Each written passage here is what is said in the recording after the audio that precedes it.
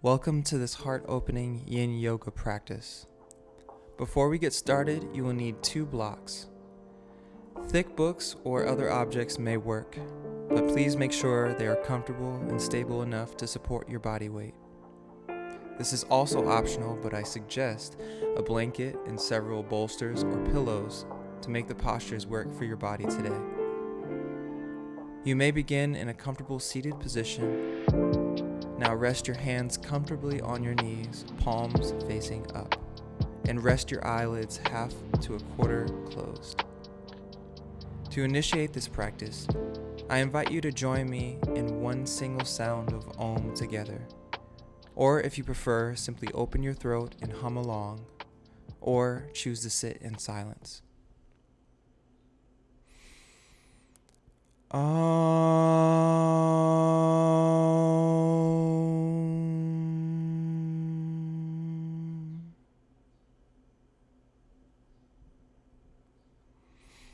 What is yin yoga? Yin itself is the still, feminine, cool, relaxed, slow energy that pervades the universe. Yang energy is fiery, mobile, active, fast, and exists as the extreme opposite of the continuum. In Taoist philosophy, all energy exists as a relative, and we use these terms in our yoga and movement practice to differentiate the intent of the postures.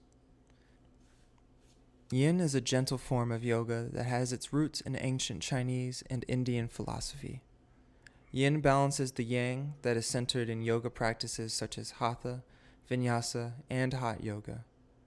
In addition to the physical benefits of joint health, it reduces stress and anxiety and improves emotional awareness. During this practice, we will use our body's own weight and gravity to tap into the more subtle energy found within the body. We use our major muscle groups to perform our daily tasks, but over time, that can lead to imbalance in the connective tissue system, fascia, that lies on and around our muscles, bones, and joints. Our muscles are very elastic, that is, flexible but more or less fixed. But our fascia is plastic, more able to change over time. For this reason, the sum of our movements we choose or fall into each day, and over time, determine how our soft tissue responds. This may sound strange, but despite the gentle practice today, yin yoga can be a very intense experience for some. As you begin to release old physical and emotional binds, old feelings can rise to the surface, often producing profound clarity, but other times the overwhelming need to fidget, cry, yell, or stop the practice entirely. If any of these happen, I encourage you to sit with them, as they are temporary and will pass. But this practice is a safe space in which you may ease out of a pose that is not right for you today. To do this, rest on the ground in any shape, take a seat, or come into a child's pose. It is common to feel a sense of failure if this happens, but I assure you, there's no such thing in yoga. Let's get started. Bring one block to the highest setting, then bring a second block to the medium setting, closer to you, and place it long ways facing the upright block.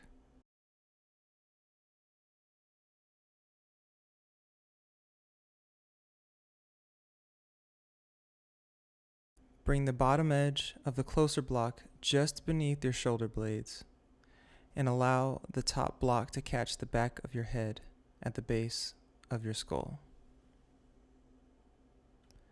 Your legs can relax out to the sides or come together, and then you can use your thumbs to control where the block goes. Allow your entire upper back to be lifted. Your chin should be slightly moved in toward your chest, and rest your arms by your sides. I'll give you a cue when it is time to come out of the posture.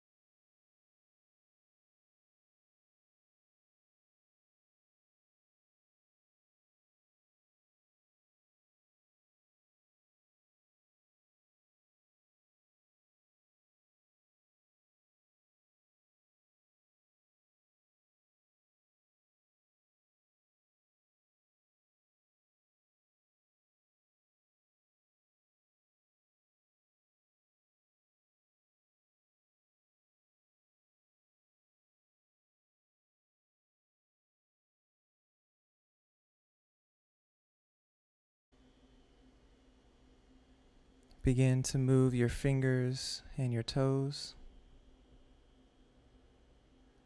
And when you're ready, go ahead and use your forearms to elevate your chest and support your neck off of the two blocks. Next, if you would like, we'll practice what's called Murta Sanjivani Mudra. This mudra means to give life, to bring a long life, and specifically, it allows us to increase the blood flow and energy to the heart, lungs, and digestive organs, and their overall capacity will increase.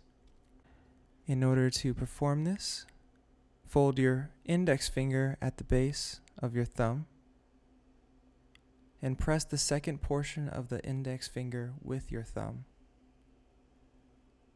Join the tip of your thumb with the tip of your middle and ring fingers simultaneously.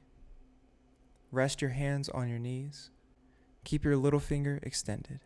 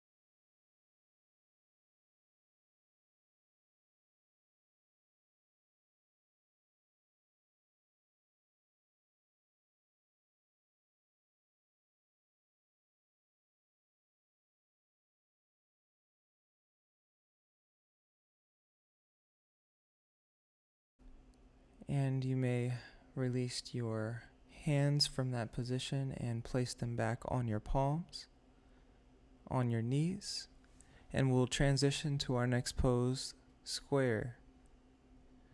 Begin in a simple cross-legged seated position as we already are, and gently place your right foot on top of your left knee. It may not look perfect, but tuck your left foot underneath your right knee. Keep your toes flexed in towards your knees. Lean forward slightly at your hips. You will stop at the point that is comfortable for you. And again, we'll stay here for several minutes. You can either place your palms onto the mat, but either way, keep a slight arch in your back and keep your neck relaxed. While here, take several deep breaths and relax.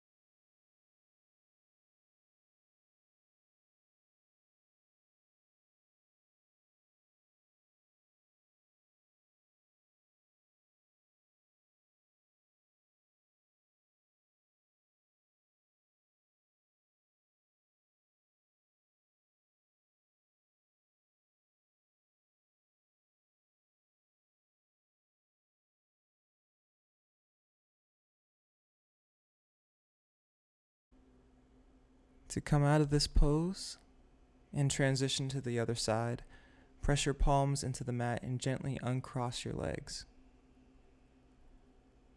Come back to your simple cross-legged position, and then this time place your left foot on top of your left knee, and then tuck your right foot underneath your left knee.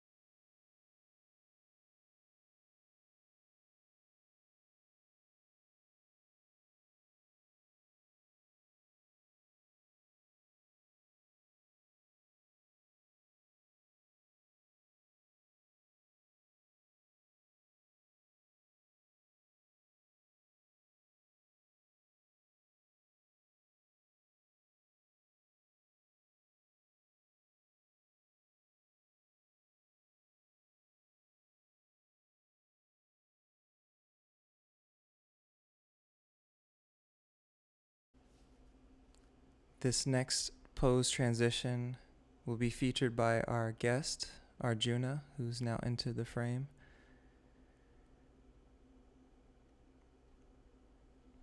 You can uncross your legs and come onto all fours now as we transition into our melting heart pose. This is one of my favorites.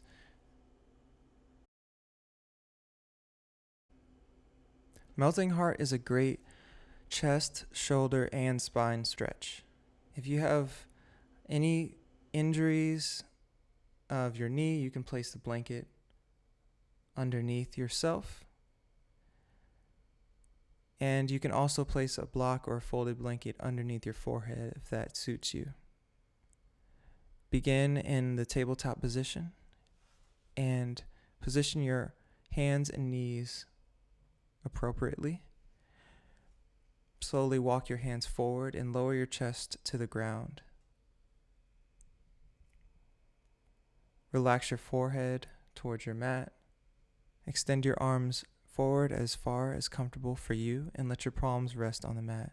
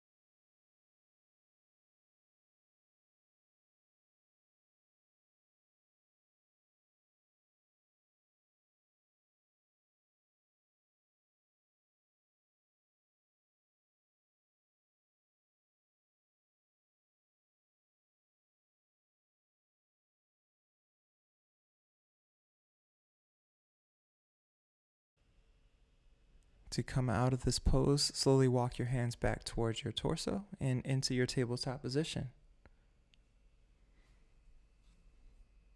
Next, we'll transition to half dragonfly. Again, come back to your seated position with both legs extended, this time long, directly in front of you. Keep your back straight and tall. Bend your left leg. Place your left knee on the ground and the sole of your left foot in your right inner thigh. This forms a triangle. Now reach your arms above your head towards the sky to find length, and then hinge forward at your hips. Reach forward and let your hands rest on your thigh, shin, knee, ankle, or foot. But keep your back slightly rounded.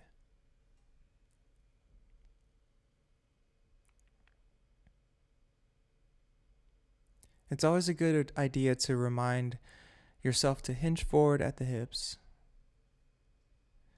and let your neck comfortably hang if you're holding any residual tension.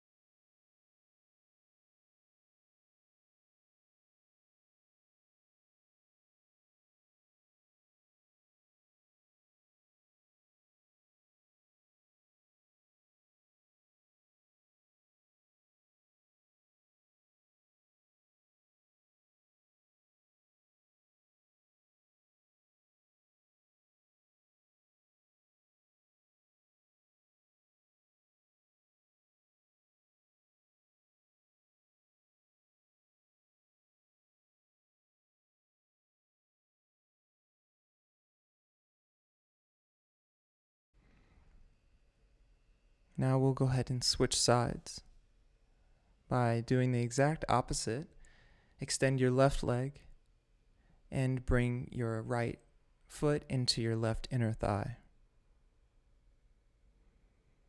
Let your knee fall towards the ground, and again, rise your hands toward the ceiling or sky, wherever you're at. Hinge forward at the hips and fold down. Again, really let gravity do the work here and let your hands rest either on the ground, your knee, your shin, or your thigh.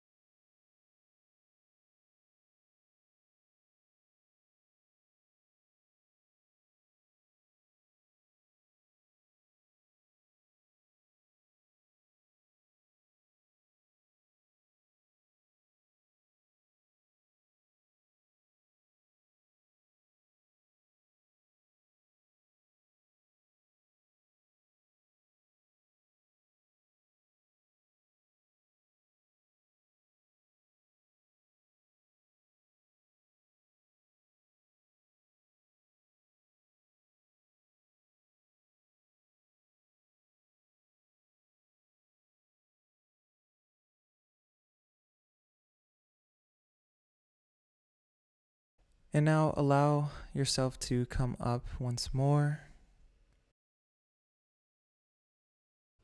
Next, we'll transition into Sphinx pose, another one of my favorites that balances out the yin and yang energy. It's both an active and a passive stretch. So transition onto your stomach with your arms by your side. All right, dude.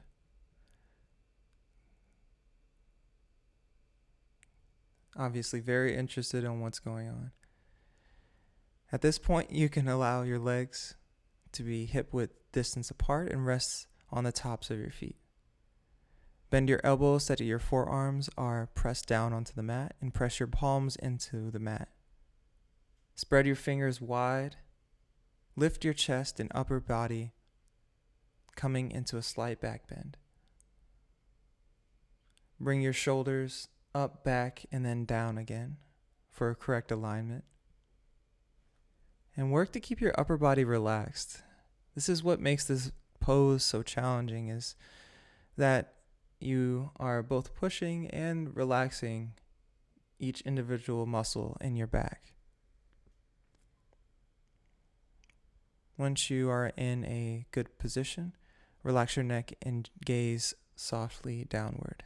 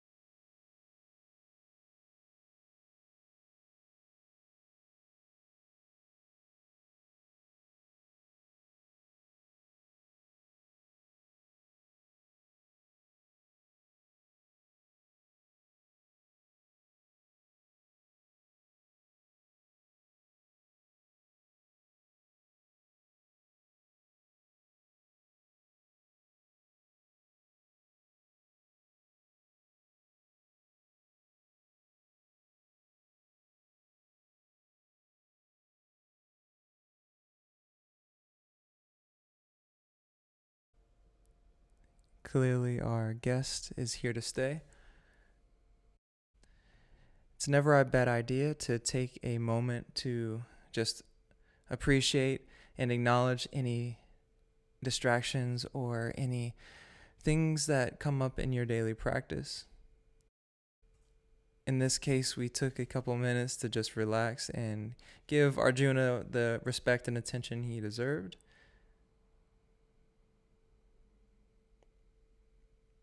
Spending some time to cuddle. I think he just wanted to practice with me. As cute as he is, I gotta let you go, bro. Next, we're gonna transition to our child's pose, rounding out our practice. From, again, the tabletop position, lower your hips and sit back onto your heels. Option to bring your knees closer together or separate them at the hip distance or wider. Extend your arms out in front of you with your palms facing down, and or opt to rest your arms alongside your body with fingers resting beside you. And if possible, let your forehead come to the mat.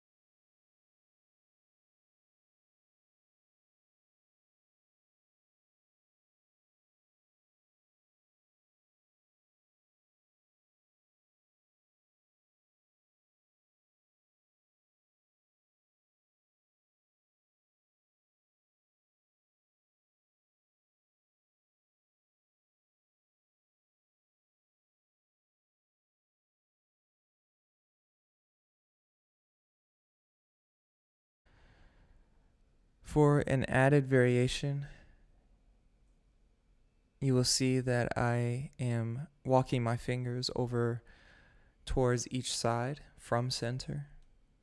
And you can add this into your practice as well if it feels good in your side.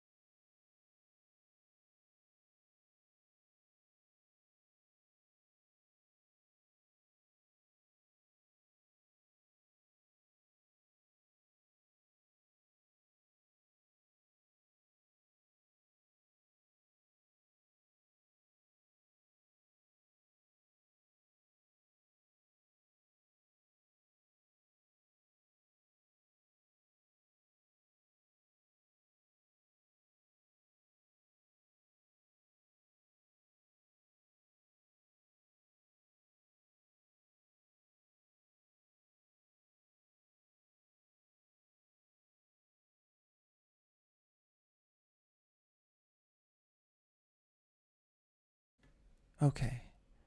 Begin to wake up if you were able to close your eyes and rest a little bit more deeply in this, and come back to your tabletop position.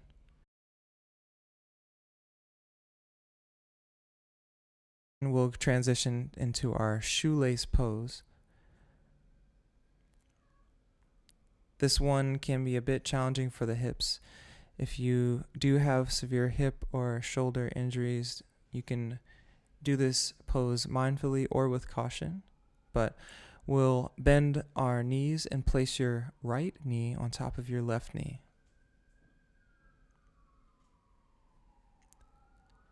At the same time, slide your left foot underneath your right hip.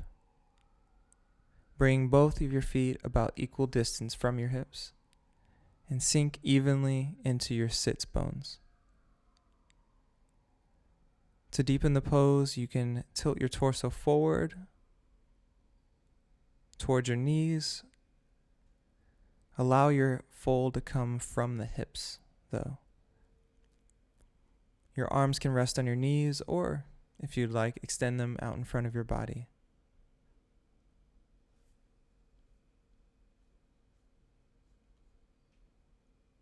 This is very similar to our square pose, but we're sort of activating a bit more into the medial glutes and the gluteus maximus, and even some of the IT band. Again, the purpose of our yin poses are to help our fascia release. And this is a very common location to store extra energy from pent up fascia.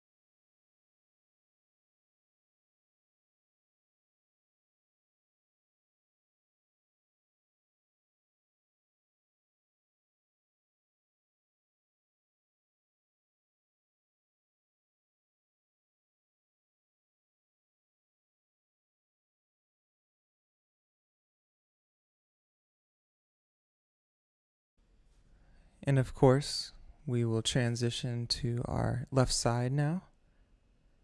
And so unwrap your right leg from around your left. And do the exact opposite. So bring your left leg over your right. And then do your best to let your left knee drop towards your right. But again, the main point is that your spine is tall. Your hinge is from the hips. Point your fingers and let your fingertips or palms rest on either your knees or the ground. And allow this pose to be easy for you.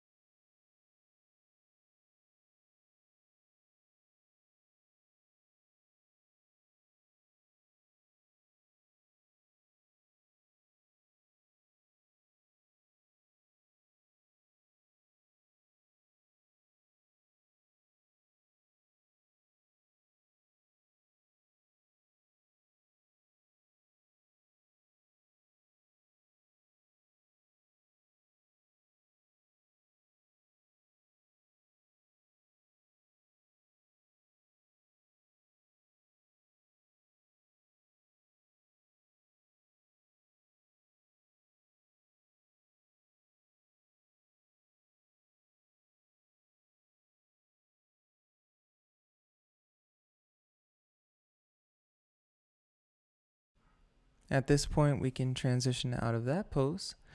Same thing. Gently guide your leg over. Unfold yourself and come to your back. Closing out this practice, we'll do a supine twist. And so bring your knees up toward your chest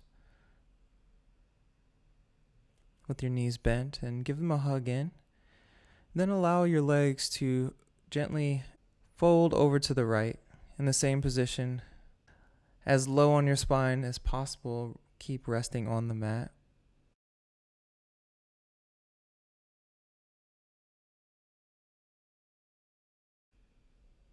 And then look over your left shoulder.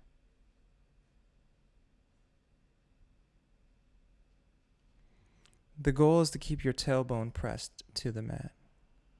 But depending on how tight your hips are, this may be a goal for the future.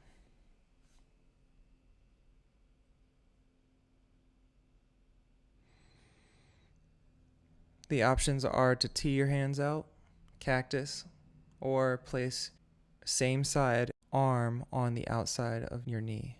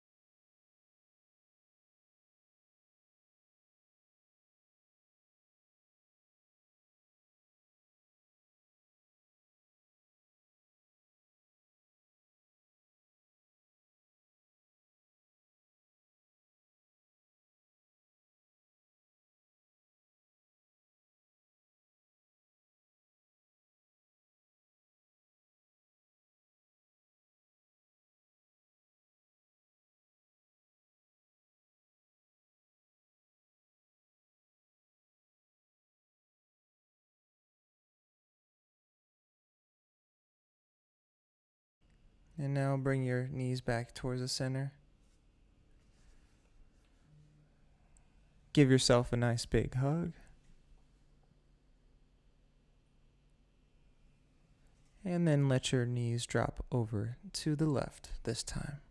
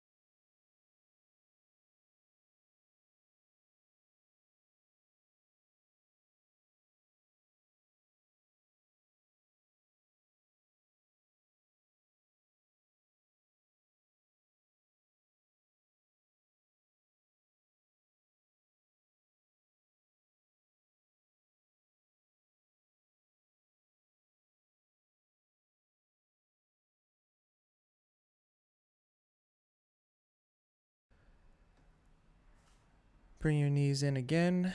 Give one more gentle, easy movement or hug to your knees, and then extend your legs out in front of you for our final resting pose, Shavasana, or corpse pose.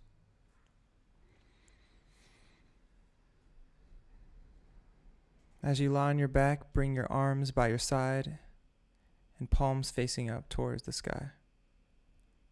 Let your feet fall comfortably to your sides. Let those pinky toes rest as much towards the mat as possible. Allow your shoulders to relax down to your mat. And if you're holding any residual tension in your face, simply inhale and exhale to relax fully. Allow your breath to flow naturally and softly. And each time you inhale, it's as if you're filling your entire body with breath. And then on your exhale,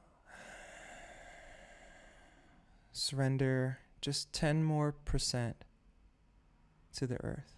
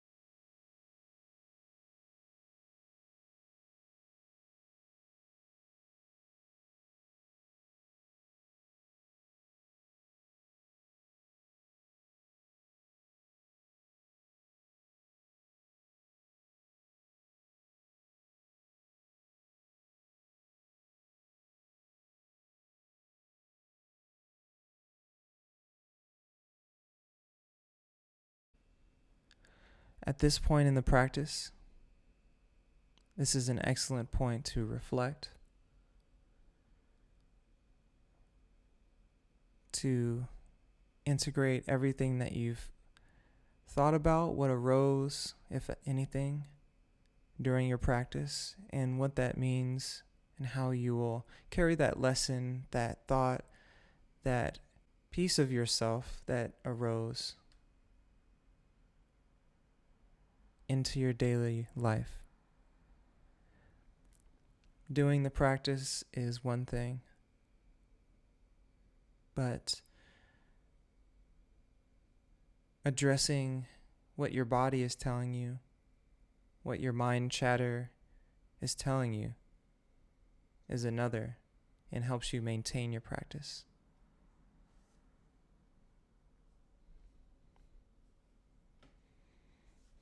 And this is another reminder to not be so hard on yourself. Give yourself grace and congratulate yourself for choosing to prioritize your healing today.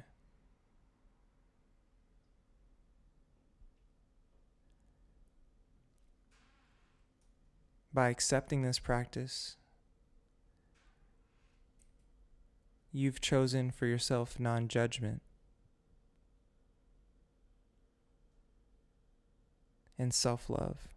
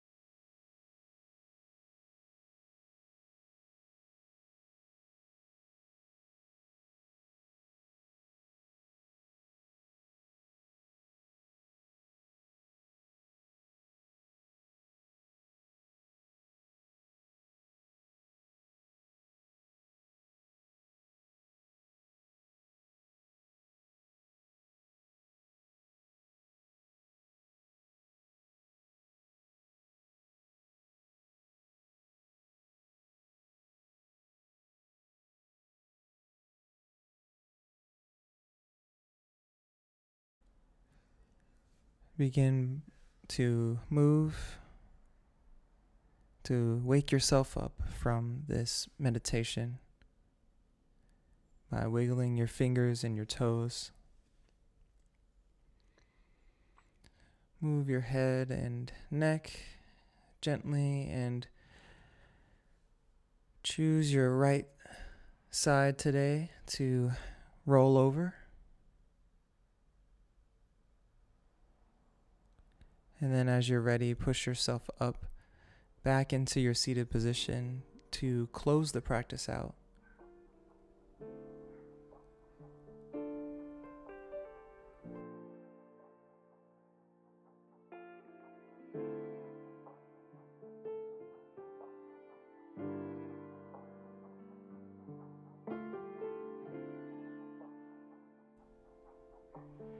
Go ahead and bring your arms to the side beside you. Gather all of your precious energy and attention into the palms of your hands. Lift them above your head and let your palms meet the center. Close your hands and bring them towards your brow. May your heart continue to provide lessons and guide you today. Peace.